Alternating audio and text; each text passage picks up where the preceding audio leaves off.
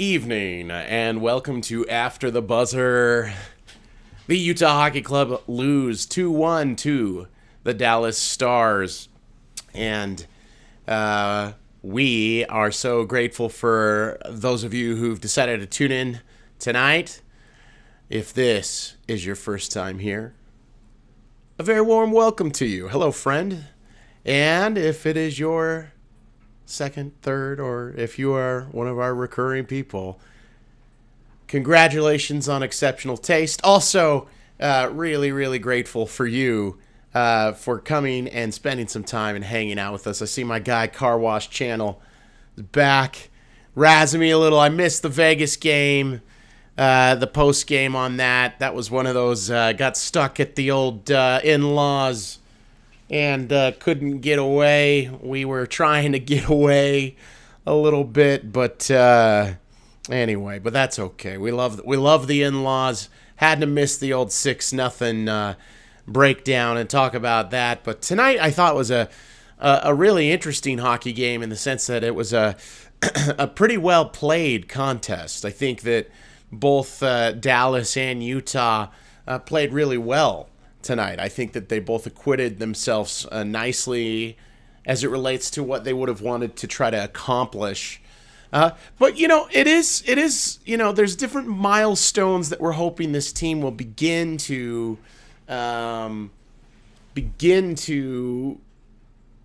reach with regularity. So there was a lot of focus now. It looks like Nick Schmaltz has scored a goal. Hallelujah. Nick Schmaltz is finally a goal-scoring man. He's got 3 now in the last 2 games.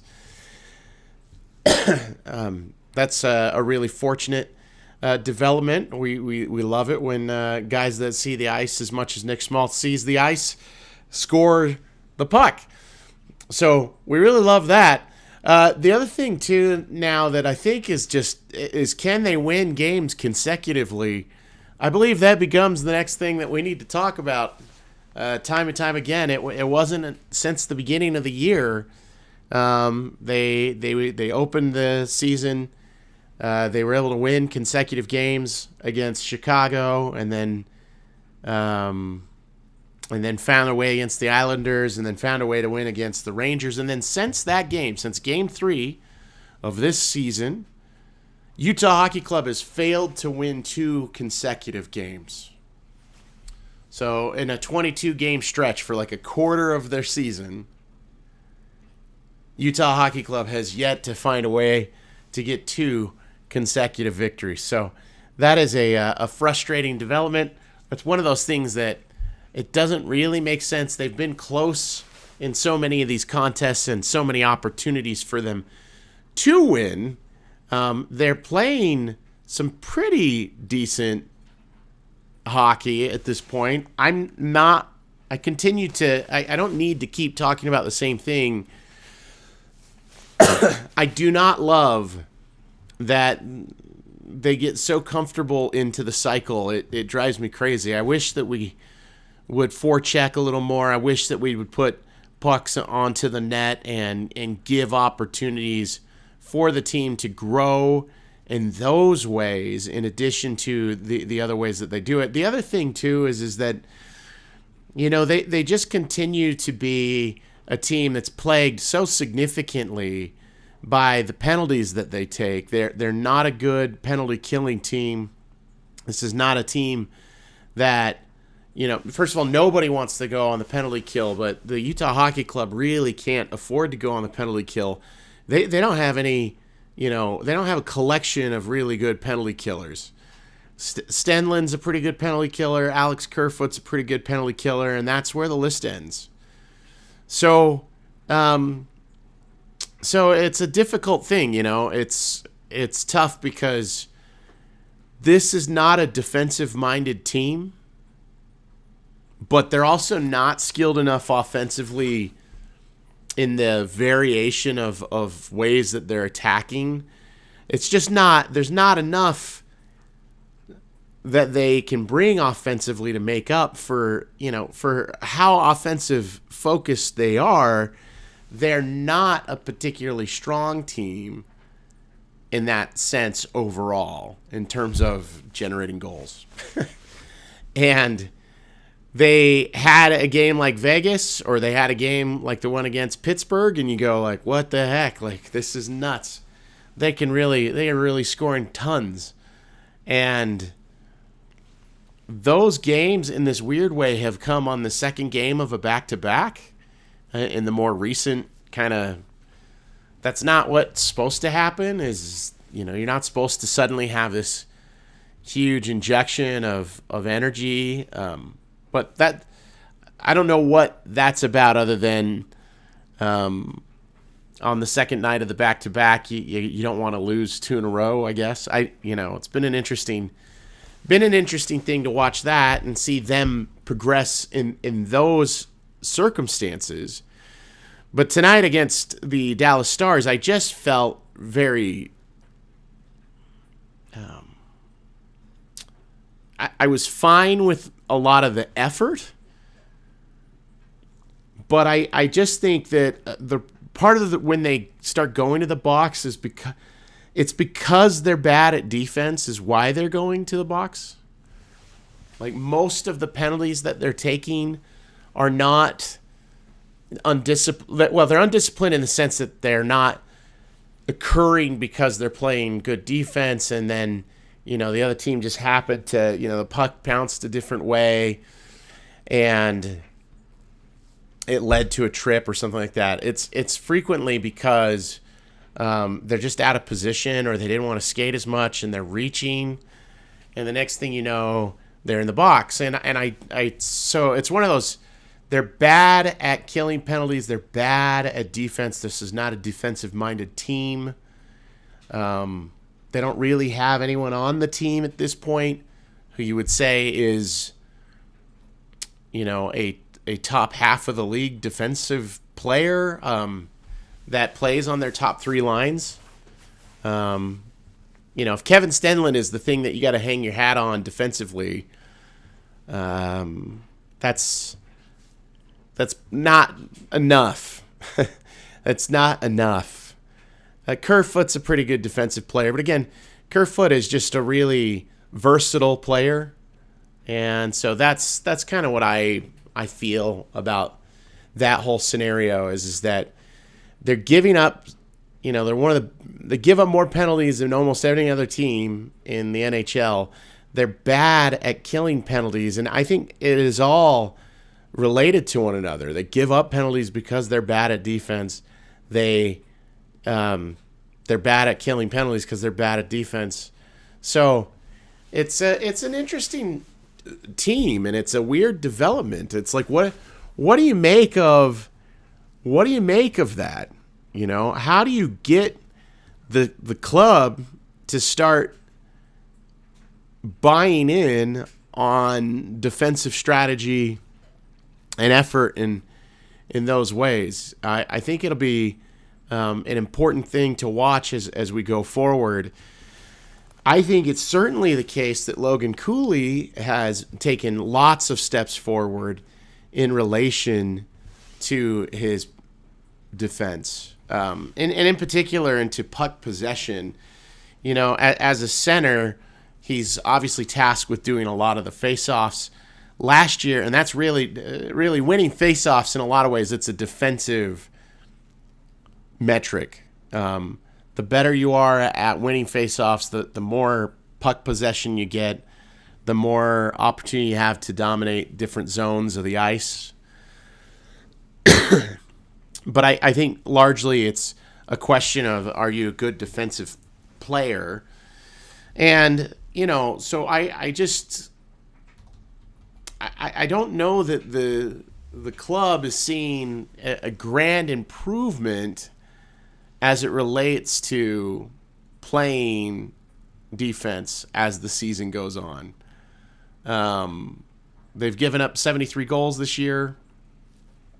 That's 10th in the NHL. And part of why that number is not higher still is, first of all, Vejmelka's played very well. Jackson Stauber, what a tremendous story that is, getting a shutout against the Vegas Golden Knights. What a cool experience for Jackson Stauber. That's so cool that happened for him. His first game, he gets a shutout. That's just amazing.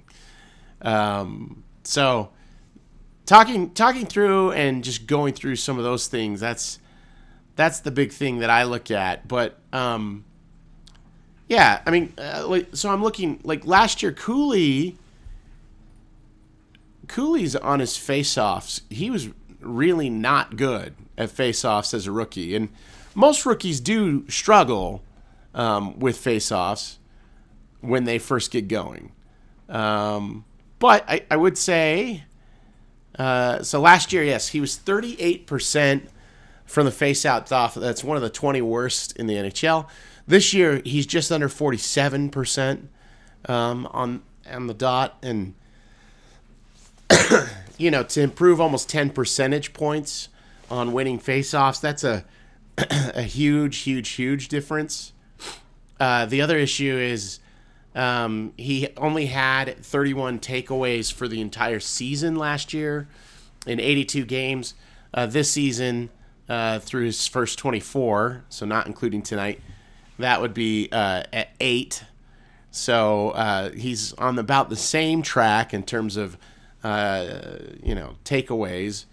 And from a giveaway perspective, it's probably actually progressive a little bit higher than where they were last year. So, but improvements defensively for Logan Cooley, I think, that's been observable.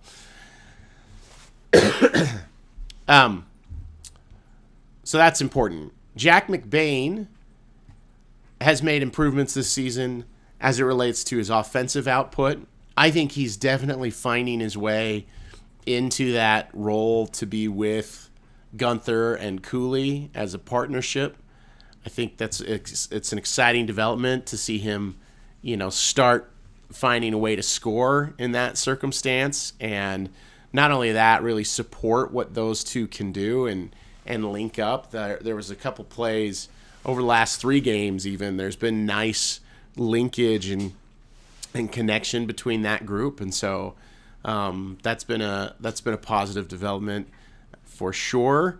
What that does, of course, is it puts Matias Michelli into the third line, and again, finding the right mix for Matias Michelli is just going to continue to be baffling. He is a player that is a great playmaker. He's got great passing skills, and we have him on the third line.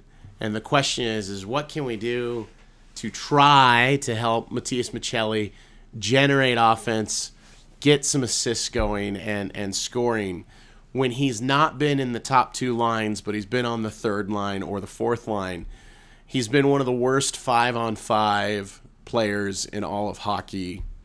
And so who his line mates are is it's so critical, so crucial. So I don't know, right? But to build things around Matias Michelli, he's not really good enough for that. His shot certainly is not elite. His ability to finish and score goals is not strong. He doesn't forecheck. He is a complete zero defensively. He's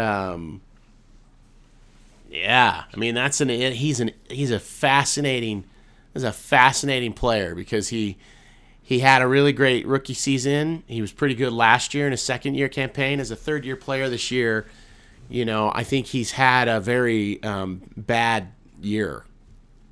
And I think so much of that is fit. And so the question is when you think about that, when you think about fit and you think about somebody who's sort of this asset that's young and people will think that, he's a right winger who can generate offense for you and can do some pretty interesting things. And, Utah has a lot of wing talent and probably will struggle in some ways to find the right fit for Matias Michelli unless he just improves. The question is that I wonder is like, is there a trade?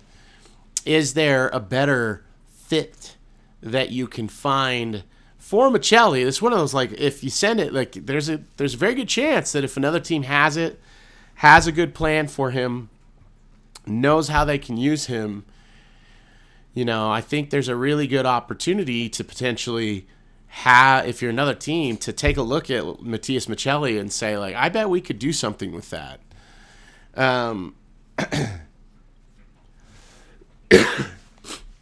But I don't necessarily know that there's the right fit of players here on the Utah Hockey Club for Matias Michelli. So I think that is a really, a really fascinating thing. Contractually, like in terms of what his contract is, he's not actually one of the players that you would think from a trade standpoint. But I would just say that, if there were teams that are in the mix, that are looking to generate a little more offense, that have scoring players who want to have the opportunity to do it, I just think it is an interesting thing to consider.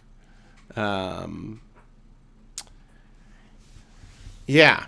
So anyway, that I believe is one of the things that I would be thinking about if I was in the room is, what do we do? Because I don't know that you can play him with, Gunther and Cooley. That's just not physical enough at that point. And then you need to get the puck off of Cooley's stick, but he's a good playmaker anyway. So there's a problem there. Quick question from the chat.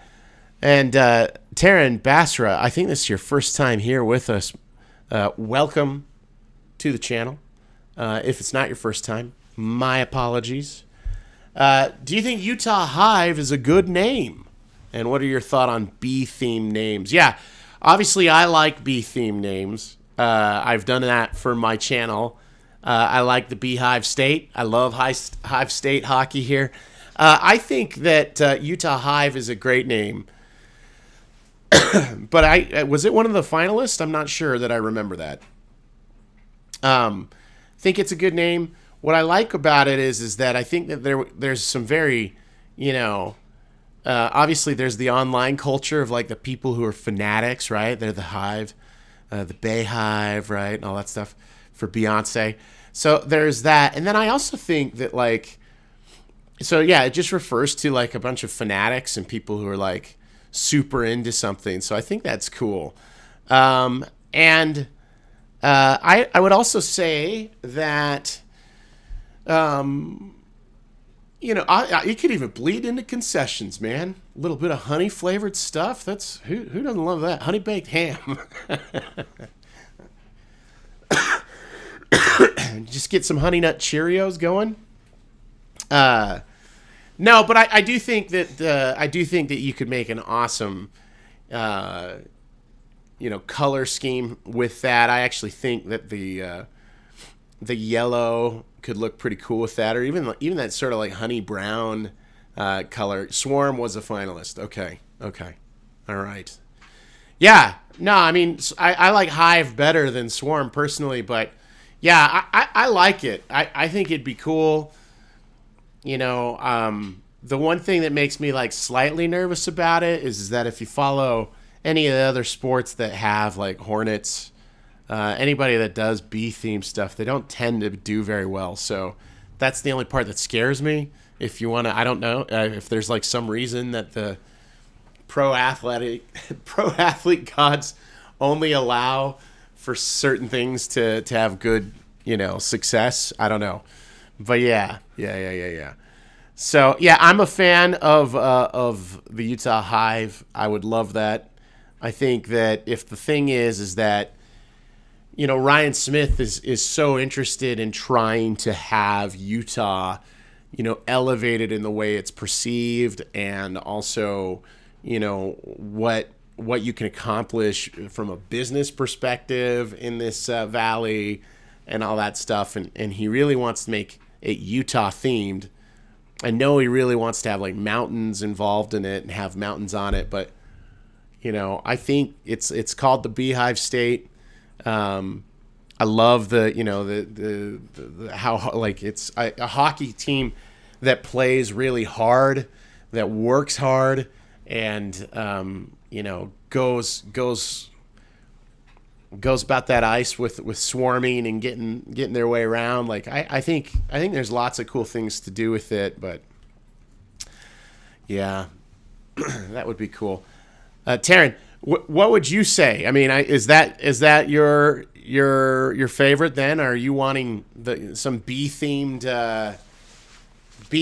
Utah hockey club stuff, or And then here's my other thing. It's gonna be hilarious with this is that they decided to go with Utah Hockey Club this season, and the whole reason is that they wanted to avoid like having to rush into something and then end up with something that's kind of stupid or silly or whatever. And they wanted to make sure that they nail it and get it just right and everything. And then what's going to happen is we're going to have a year go by, and then they're going to finally announce it, and it's like it's something that they were if it's Yeti, it's like, well, you were on to Yeti before the season began. Like Bill Armstrong was busy talking about, oh well, we knew, T.G. Ginla was a Yeti. So, like, if the point is that we don't want to rush into stuff, but also we knew exactly what we were going to be at the beginning. That's the part. It's like, well, then why did we wait around? Why did we have to make it hard on every play-by-play person and every website? And have them all read Hockey Club versus Stars, which always looks funny. But yeah. Anyway, I've become kind of fine with Utah Hockey Club as well as a name, but I just think it's funny that it's like, no, we got to make sure we get this right. Then they're going to spend a year and just do the thing that like it was going to be if they would have had to hurry their way through it anyway. So that's the part that doesn't make any sense to me. We want to make sure we get this right, but also we're going to vote, and then that vote is only going to be for like 2 months, and then and then we're going to anyway. So, yeah.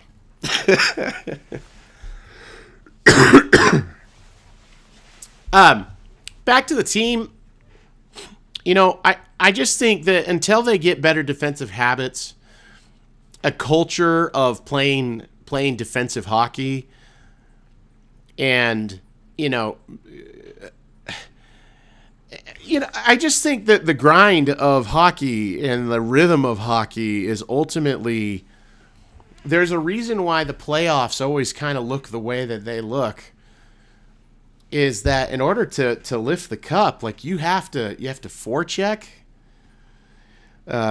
you've got to play on the edge, you've got to skate, and you got to be just like out of your mind. You got to be crazy and playing with a level of like intensity and just wildness all the time that helps you, play on the edge, but generate opportunities, get some puck luck, and drive to the net. There's just habits that the Utah Hockey Club has right now that do not translate to winning playoff hockey, in my opinion. It's not really translating to winning regular season hockey. I'm not a fan of getting through the neutral zone, entering into the offensive zone, getting a couple feet into the offensive zone past the blue line, and then attempting to do a cross-seam pass right then and there. I think they got to dump it more, and they got to send it back behind, and they got to go hit some bodies and then go dig the puck out, and you have a defenseman out of the area, and then make the quick pass off of that, and then you're getting these cross-seam opportunities for one-timers in those circumstances. I would much rather see them try to establish themselves in those scenarios. There were 3 different times tonight against the Dallas Stars. Twice it was Clayton Keller. Once it was Dylan Gunther where, they came into the zone and it was even numbers, 2-on-2. And Clayton Keller was coming into the zone, and he's done this all season. Like, it's just his game, I guess. But, like, as he comes into the zone, he'll have a man on him, and then what he'll do is as he's driving, you can see the goalie sitting there, and it's like, it's freaking Clayton Keller. Like, their eyes are open, they got their glove up, they're ready to go, they're ready to block, see what they can do. Holy crap, he's gonna shoot. This is not great, And what'll happen is Keller will get in. He'll get like 5, near the top of the circle, and then instead of just letting it rip, he will turn towards the boards, turns his back completely to the goalie, and then carry the puck back towards the blue line. And Dylan Guenther did that tonight as well. There's 3 different opportunities where they had a chance. They came through the neutral zone. There's a defenseman there. He could block the shot. It's true. Having possession gives you opportunities to potentially find their way through it, but also gives the other team a chance to really set up their defense and put you in a spot where it's hard to get a good look on net. And I don't know. I just like the idea of it's one-on-one, and let's just fire a near side, shot in there. And because you're Dylan Guenther, you're Clayton Keller, like, you have good shots. That is literally the most valuable part of your entire hockey offering, is that you have these shots that are very difficult, that have the ability to beat goalies when goalies have a chance to see the puck. So I don't know why they come into the zone and turn it around, because if I'm a goalie or a defenseman and I got Clayton Keller skating down on me, he's coming through the neutral zone, he's coming into the offensive zone, and he's working his way to the top of the circle, you're like, uh-oh, like, oh my gosh, like, like, yeah, I'm certain you're freaking out a little bit, right? What's he gonna do? The one thing that you would love for him to do is to stop bearing down on you, to not entertain even the slightest opportunity for shooting the puck, and not only that, carry the puck away, not from the middle, away from the slot, but towards the boards. That's a win for me as a defenseman and as a goalie. And as a goalie, you're like, wow, this is great. Instead of being 20 feet away, he's carrying it back to 50 feet away. And he skates back out towards the blue line. And on the 3 times where this happened tonight, on the 2 where Clayton Keller did it,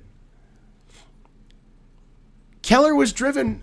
The puck was knocked loose and went back out of the zone. So, Guenther was able to turn back around and go back to the blue line, but then he had to quickly do a cross-ice pass, and it went over to Kesselring, and then Kesselring tried to cycle it through, and the next thing you know, we didn't have a single shot taken. And my thing is, these players are so good at shooting. In some ways, and I don't know if this is Torreny and he's in their head and he's saying to him, no, stop taking just, speculative shots on the rush. But I think if he's doing that, I disagree with that. And if he's not doing that, then why isn't he saying to his boys, fire it on the net? Let's go. But I do think that that's one of the issues that this team has, is they do not have enough discipline in terms of driving that focused effort to getting pucks to the net. And when their best players come across the blue line and they carry the puck into the zone, and their space, too frequently it's not resulting in a shot. It's cycling away back towards the boards, back towards the blue line, and frequently out of the zone. It's like we did all this good work. We got the stop. We broke it out on the defensive end. We started to work our way through the neutral zone. We enter into the offensive zone. And then we just turn around because there's a defenseman in front of us. And there's not a clear shot at the net. And so we're gonna cycle back, and maybe we can carry, and they'll back off, and then we'll just be able to continue to carry our way around and just, pick our spot and see if there's a seam that we could sneak the puck through and generate this great look. It just doesn't happen. It just doesn't happen. So I would love to see them take a step, get to the outside, fire it on that net, and make the goalie make the save, and create a little havoc for the other side. If a rebound comes off and you have a man on the weak side, then there's that chance. But man, so Casey DeSmith tonight, 34 saves for the Dallas Stars, 34 saves on 35 shots. Sometimes you face a goalie and they're locked in, they're playing well. But I would say the overall quality of the shots, the overall, set that he had to deal with was not necessarily too troubling. Ultimately, they didn't have, a couple of the finishes that they could have had. It would have made obviously a big difference if Carcone would have finished a couple of his good looks tonight. He's the guy that I think of tonight that had really good opportunities, and just wasn't able to find the net. Yeah. So yeah, I don't know. If the point of the team and the personnel of the players on the team is that they're going to be high-skill offensive players who can generate offense, then they should generate offense. And I get it. It's like people are going to look at it and go like, well, they had 35 shots. Like, that's, typically you're going to get 3 through. And it's true. If 3 go through, they win tonight. But 3 didn't get through. And like I've noted here, they could have had even more shots. They could have had even more shots, more opportunities for them to get those things lined up in those ways. So, all right. The other part is they've really got to figure out what they're going to get from their. What are they going to get from their third line? What are they going to get from their fourth line? I actually think the fourth line with Stenlin and Carcone is playing pretty well. I like the fourth line. The idea of the guys on between Kerfoot and Carcone and Stenlin. That's a good, hardworking group. There's a lot of things that you can accomplish with that group. The real issue is that third line right now. The third line is just, it's either, Lawson Krause and Michelli and Bukestad. Between Bukestad and Krause and Michelli, it's just there's no rhythm there. No rhythm. And I know that there was a little bit of moving Nick Bukestad up to go play with Schmaltz and Keller, and then maybe put Barrett Hayton down. But the changing who the center is, like, that group is tough because, again, I really don't get Lawson Krause. I'm completely unsure of what Lawson Krause is supposed to give you on hockey terms. I don't know what the right scenario for Lawson Krause is to be an effective player. But I do know that, like, in past seasons, there were times where Krause and Michelli played together reasonably well. But I do think that this team really struggles to find extra depth as things currently stand. They are not finding really good opportunities as it relates to their third line. And that third line is not, is not changing things. It's not changing the ice so frequently. What's going on is that they're just getting bogged down deep in their own zone, and then the fourth line comes in and starts to move it the other way.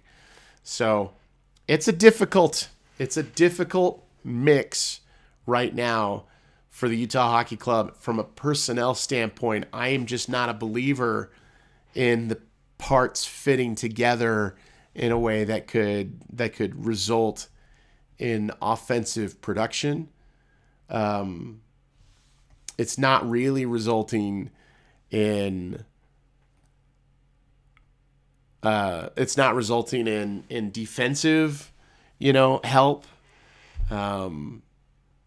It is an interesting problem. It's an interesting problem. What do you do? What do you do with Matias Michelli? He's the question. The other one is, as it relates to Krause, he's gone to the box a fair amount this year. He allegedly has made 47 hits this year. Second on the team in hits. The thing is like, I remember some of the Jack McBang hits. The guy in third is Kesselring. Like, I remember a couple Kesselring and McBang hits. I do not remember anything, any hits by Lawson Krause. So I don't know. It's a hard one. I don't know what to make. I don't know what to make of the depth of that team. But I do not have any strong feeling about what that group is able to accomplish. You're not sitting there saying, oh, good, well, they can run 4 lines. They can run, 3 lines, the first and second line, and then the fourth line. And a lot of times, outside of, making an assist and generating things on the power play, that top line, too, at 5-on-5 is not controlling things against the other team's top lines. They're having a harder time of it, and the second line comes in and plays pretty well. And so, anyway, at 5-on-5, the fourth line and the second line are playing pretty well. The first line isn't so bad, and then the third line is pretty bad. So, I don't know. There's more for us to kind of chew on and take a look at as the next little bit, continues to unfold. Next, they play the Buffalo Sabres. That'll be an interesting contest. As they play the Buffalo Sabres. Sabres are this team who, in a lot of ways, are the thing that makes me scared of what the Utah Hockey Club might be. Like, I'm a little afraid that, we've got Rasmus Dahlin and we've got Tage Thompson, but we can't do anything with it. And Dylan Cousins, and we've got these pieces the way that Buffalo has some pieces, and yet we can't possibly solve the riddle of developing into a strong playoff team, not just a team that just makes it into the playoffs, but actually can maybe do some damage. I see Buffalo as having a lot of the same problems. And, the other one, too, is they have Owen Power. They have, anyway. I like a lot of the pieces on Buffalo. And I like, again, you look at the individual players and stuff and you think, like, yeah, no, that's got to be something. It's got to be something. But they'll have plenty of rest. They'll head across the country, play the Buffalo Sabres, who I think have a lot of the same makeup as the Utah Hockey Club. It just depends on who gets scoring first. Both of these teams are, when it's going well, then it sort of cascades. It continues to go well, and they play with more energy and more effort, and then more pucks seem to go in the net, and there's like more optimism and more like, driving to the net. That's what Buffalo is. It's a lot. They're very, very similar to what we see in Utah Hockey Club. I do like Owen Power. I do like. I think Bo Byram is a pretty good defenseman. I think that, and he'll develop even more. They've got nice parts. The question is will it ever come around the corner? I don't know. Following that, then they've got the Philadelphia Flyers, who are not like this team at all. John Tortorella has the Flyers playing hard every single game. There's a longer conversation, but Matvei Michkov for the Philadelphia Flyers, that may be a player that should torture Utah Hockey Club fans for a long time. It's one of those, if the team had been here in Utah, I think that there would be Bill Armstrong and what he did in relation to Matvei Michkov. Michkov, in a lot of ways, was considered the second best player in that draft. He was with the Connor Bedard draft, so it was just 2 seasons ago. He's Russian and was under contract with the KHL. And there was concerns that, he wouldn't be available and wouldn't come over anytime soon. What ended up happening is that he came over a year later and, was able to get out of his KHL contract and is here and is definitely the best rookie in the NHL this year. It's going to be the Calder Cup, Calder Trophy winner, and he was taken one pick after Bill Armstrong took Dmitry Shemeshev, and Dmitry Shemeshev was also a Russian player who also had a KHL contract, who was not considered, if not for Bedard, the best player in this draft is probably Michkov. He should go second, but teams weren't taking him because they were afraid they couldn't get him over. But Arizona/Utah had time. We didn't need to. So anyway, they wait for Dmitry Shemeshev. Dmitry Shemeshev continues to play in Russia. Meanwhile, Michkov is here, and he's awesome. And it'll be fun to watch him play against the Utah Hockey Club on the 8th. So that's where we are. December the 7th at 1 p.m. This is Saturday. They play the Buffalo Sabres, and then at 7:30 p.m. they play the Philadelphia Flyers. That's their next 2 contests. They'll play at Buffalo and then at the Wells Fargo Arena in Philadelphia. So that is where we are. A couple big games. If they win against Buffalo, we know that they won't win against Philadelphia. The reason is they just can't win back-to-back games. Again, it's been 22 consecutive games played without consecutive wins. So that becomes the new bugaboo, I think, the new thing that they need to start focusing on, because it's real tough. It's real tough to make a playoff push if you can't win consecutive games. Okay,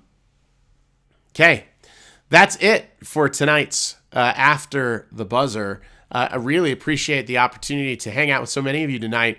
Thanks for checking in. If you can, give us the little thumbs up just underneath. I appreciate that. If you'll click that thumbs up, that'd be really appreciated. Also, if you can subscribe to the channel, we'd love to see you around here again. And thank you for those of you that have come back time and again. We hope that we can continue to give you insights and emotion about this crazy hockey team that the Utah Hockey Club has. and hopefully they can find ways to continue to get a little bit better along with me. So yeah, little thumbs up, little subscribe action for me, and please tell your friends about us. We'll be back with you on Saturday after the buzzer when they play the Buffalo Sabres. Have a good evening.